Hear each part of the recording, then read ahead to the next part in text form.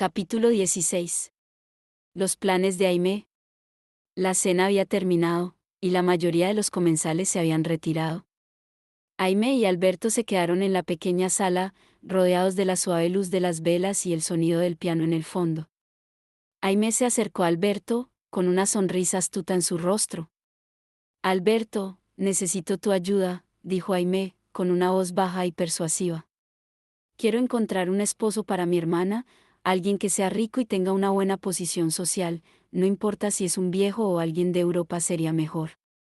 Alberto se sorprendió, y levantó una ceja. ¿Por qué?, preguntó, intrigado. Mónica es joven y podría encontrar a alguien mejor. Aimé se sonrió, con un sonido frío y calculador. No se trata de encontrar a alguien mejor, dijo. Se trata de encontrar a alguien que nos convenga. Mi madre necesita dinero, y si viene acompañado de una buena posición social, no le importará que sea un viejo. Alberto se sintió incómodo, y miró a Aimé con curiosidad. ¿Por qué se despreció hacia Mónica?, preguntó. Aimé sonrió, con una expresión astuta. Se acomodó frente al piano y comenzó a tocar. No es desprecio, dijo. Es solo que, esa es la mejor opción. Alguien que se case con ella y se la lleve lejos de aquí. En la hacienda solo hay espacio para una señora, y yo soy la que debería hacerlo. Alberto se quedó en silencio, procesando las palabras de Aimé. No podía creer la frialdad y la astucia que mostraba. ¿Y qué te hace pensar que yo puedo ayudarte a encontrar a alguien así?, preguntó finalmente. Aimé se encogió de hombros. Tú has estado en Europa, sabes cómo funcionan las cosas allí. Puedes ayudarme a encontrar a alguien que se adapte a nuestras necesidades. Alberto la miró fijamente, intentando leer sus intenciones. ¿Qué estaba dispuesta a hacer para lograr sus objetivos? La sala estaba iluminada por la suave luz de las velas, y el sonido del piano en el fondo creaba un ambiente relajado. Aimé tocaba el piano con habilidad, mientras Alberto la observaba con interés. De repente, Alberto se levantó y se acercó a Aimé, con una sonrisa astuta en su rostro, una mezcla de curiosidad y sorpresa. Yo creo que aquí mismo hay alguien que podría ser un buen partido para tu hermana, dijo Alberto, tomando un trago de su bebida. Además, según lo que he escuchado en el pueblo, es el causante de la mala reputación de tu hermana. Aimé se detuvo en medio de una nota, y miró a Alberto con curiosidad. ¿De quién hablas?, preguntó, dejando de tocar el piano. Tú lo sabes mejor que yo, dijo Alberto, sonriendo. Creo que Juan sería un buen prospecto para tu hermana. Después de todo, he descubierto que tiene algo de fortuna, es joven y además, aunque no es un hombre de clase, tiene el apoyo de Andrés. Podría ser un buen prospecto. Aimé se levantó del taburete y se acercó a Alberto con una expresión seria. Eso no es una opción, dijo, con una voz firme. No quiero a mi hermana casada con alguien de su clase. Alberto se encogió de hombros. A veces las posiciones pueden cambiar, dijo. No sabes qué le depara el futuro a ese hombre. Puede que ahora sea un nadie, pero tal vez se le abra un futuro brillante. Aimé se burló sarcásticamente. ¿Qué nombre? ¿Capitán de barco? Dueño de ese barco que está a punto de naufragar y hundirse con esa gente de baja calaña. No creo que mi madre esté de acuerdo en emparentar con semejantes tipejos. Mientras tanto, Juan había bajado del despacho y se había detenido detrás de una de las paredes de la sala, escuchando la conversación sin ser visto. Al escuchar las palabras de Aimé, su rostro se ensombreció. Se sintió herido y enojado al escuchar cómo Aimé hablaba de él y de su gente. Se dio cuenta de que Aimé no era la mujer que él creía conocer. La frialdad y la mente calculadora que mostraba Aimé, lo dejaron sin aliento. ¿Cómo podía alguien que dijo amarlo hablar de él de esa manera? Al escuchar que Aimé quería casar a Mónica con algún viejo europeo, Juan se sintió incómodo, un deseo de protegerla surgiendo en su ser. No podía permitir que eso sucediera. Se dio la vuelta y se dirigió a su habitación, sin querer seguir escuchando más. Pero en su mente ya empezaba a cavilar sobre qué podría hacer para evitar que Aimé llevara a cabo sus planes. Juan se sintió determinado a proteger a Mónica y a asegurarse de que Aimee no le hiciera daño. No sabía qué medidas tendría que tomar, pero estaba dispuesto a hacer lo que fuera necesario para proteger a la persona que empezaba a importarle. Juan entró en su habitación, todavía pensando en la conversación que había escuchado entre Alberto y Aimee. Se sintió aliviado al ver a don Noel esperándolo, ya que la presencia del viejo abogado siempre le traía un sentido de calma y sabiduría. Querido muchacho, me alegra verte, dijo don Noel, con una sonrisa cálida. Los dos comenzaron a hablar sobre los arreglos de la hacienda y otras cosas, pero en medio de la conversación.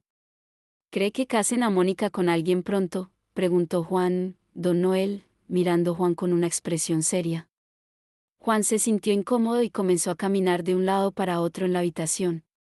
Don Noel notó la reacción de Juan y creyó empezar a comprender la situación. Está interesado en la joven, pensó don Noel.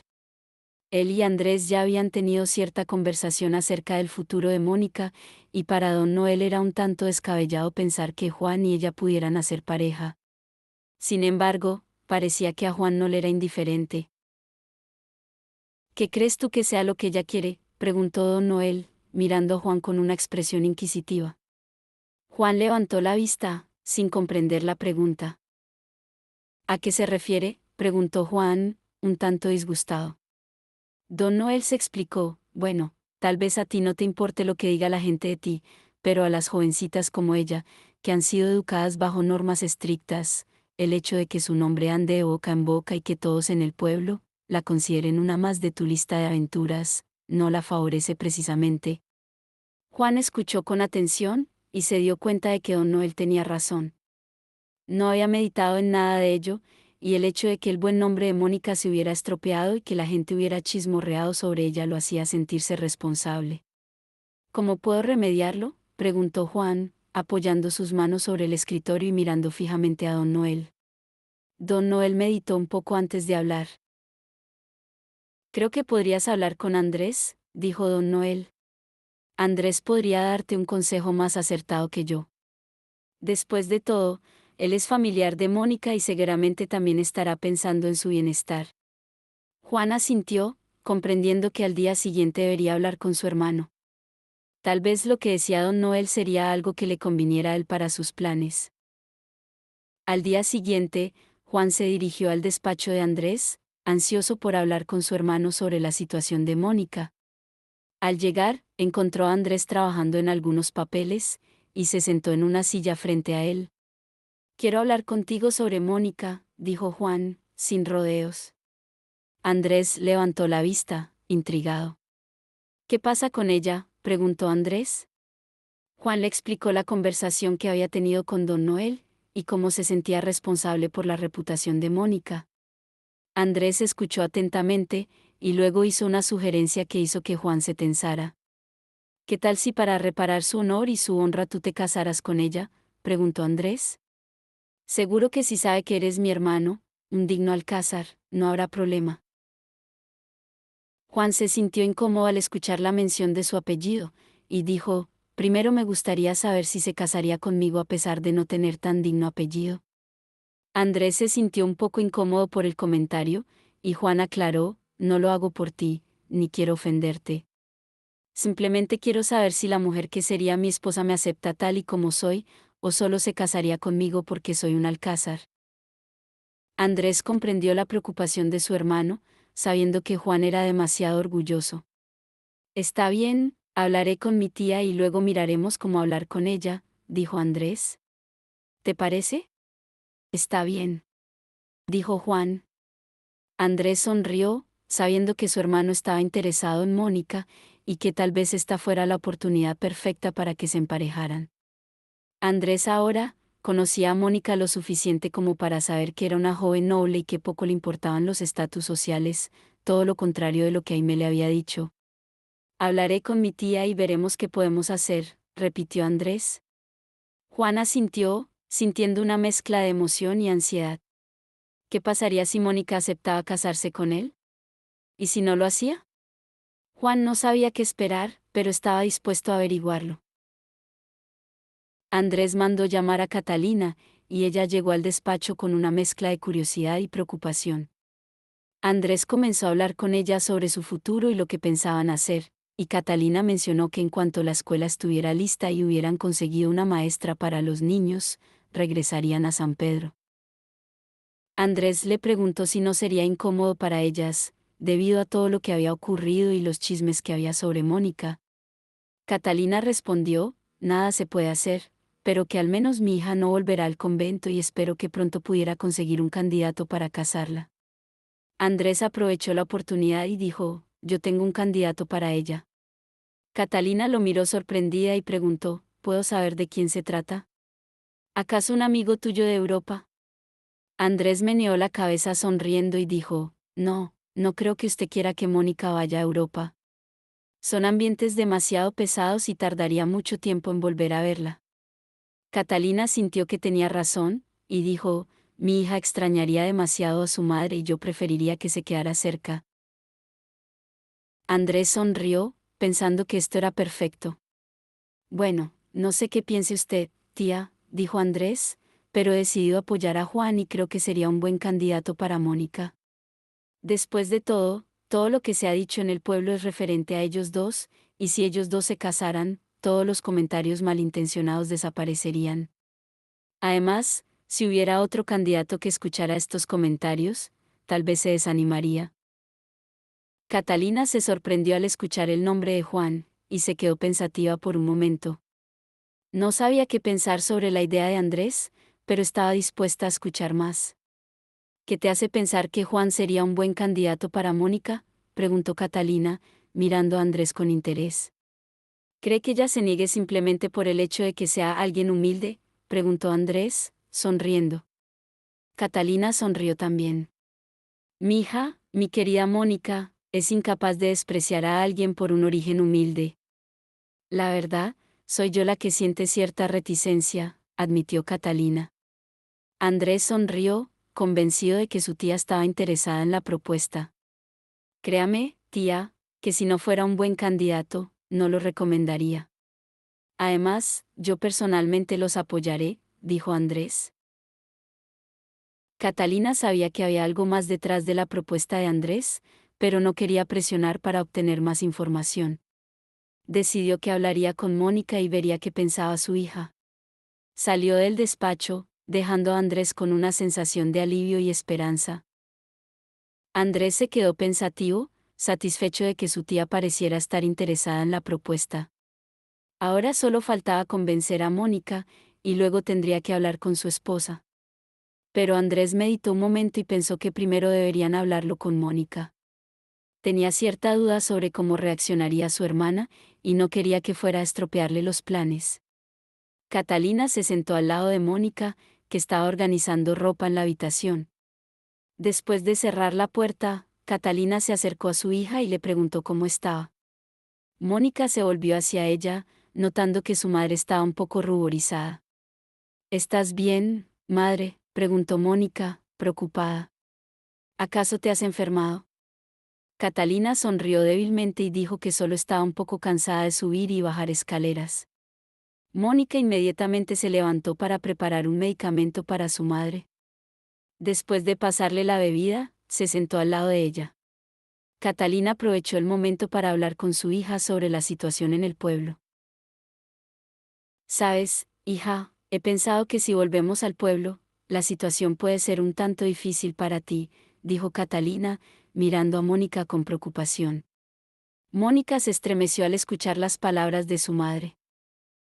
Madre, si eso es lo que te tiene preocupada y te está enfermando, créeme que a mí me tiene sin cuidado lo que diga la gente, dijo Mónica, con una sonrisa desafiante. Catalina palmeó las manos de su hija. Sí, sé que tú dices que no te preocupas por eso, pero aún así, hija, en el convento ya no te aceptan y llegará el momento en que deberás casarte, dijo Catalina, con una mirada seria. Yo ya no estoy joven y quiero que encuentres a alguien que te cuide y te proteja. Mónica sonrió sarcásticamente. No necesito que nadie me cuide y me proteja. Tú misma has visto lo que pasó, los hombres, solamente son egoístas y piensan en sí mismos, no en nosotras las mujeres, dijo Mónica, con una voz llena de desilusión. Catalina sonrió y acarició las manos de su hija. Sí, hija, lo sé, pero eso no quiere decir que tú vayas a tener la misma suerte. Mira a tu hermana, ella ha dado con un buen esposo, dijo Catalina, con una mirada pensativa. Andrés me ha hecho una propuesta, continuó Catalina, con una sonrisa. ¿Una propuesta?, preguntó Mónica, un tanto exaltada. ¿Qué tipo de propuesta? Catalina sonrió y acarició nuevamente las manos de su hija. Por favor, escúchame con calma, no te disgustes, dijo Catalina, con una voz suave. Mónica asintió, comprendiendo que de nada valía exaltarse, sin saber de qué se trataba. Andrés me ha propuesto que te cases con Juan, dijo Catalina, con una mirada seria. Mónica abrió grandes los ojos ante la sorpresa. ¿Con Juan?, preguntó Mónica, con una voz llena de incredulidad. ¿Por qué? Catalina sonrió y dijo, supone que era lo mejor para callar los chismes. ¿Acaso él lo ha pedido?, preguntó Mónica, con una mirada inquisitiva. Catalina se detuvo un momento antes de responder. La verdad no lo sé. Mónica se quedó pensativa después de que su madre le propusiera la idea de casarse con Juan. No sabía qué pensar sobre el asunto, ya que la situación no era nada de lo que ella esperaba. La idea de casarse con Juan le había dado vueltas en la cabeza, y se sentía confundida. Catalina se levantó, aludiendo a que debía ir a hablar con Sofía. ¿Se lo vas a contar?, preguntó Mónica de inmediato. Catalina negó con la cabeza. No, Andrés me ha pedido que guarde el secreto. Solamente me dijo que lo hablara contigo. Ni siquiera con Aimé debo comentarlo hasta que no hayamos tomado una decisión. Mónica se levantó y decidió que hablaría con Andrés o con Juan antes de tomar una decisión. Está bien, madre, lo haré, dijo Mónica. Pero debo hablar primero con Andrés o con Juan. No sé qué hacer, es una decisión importante y no quiero tomarla a la ligera. Catalina le preguntó si le preocupaba el origen de Juan. Mónica se quedó mirándola sin comprender la pregunta. Digo, no sé, no sabemos ni siquiera su apellido, dijo Catalina tartamudeando. Mónica negó de inmediato. ¿Sabes que eso no es problema para mí?, preguntó Mónica. ¿Acaso para ti lo es? Catalina negó con la cabeza. No, no, hija, lo que tú decidas estará bien para mí.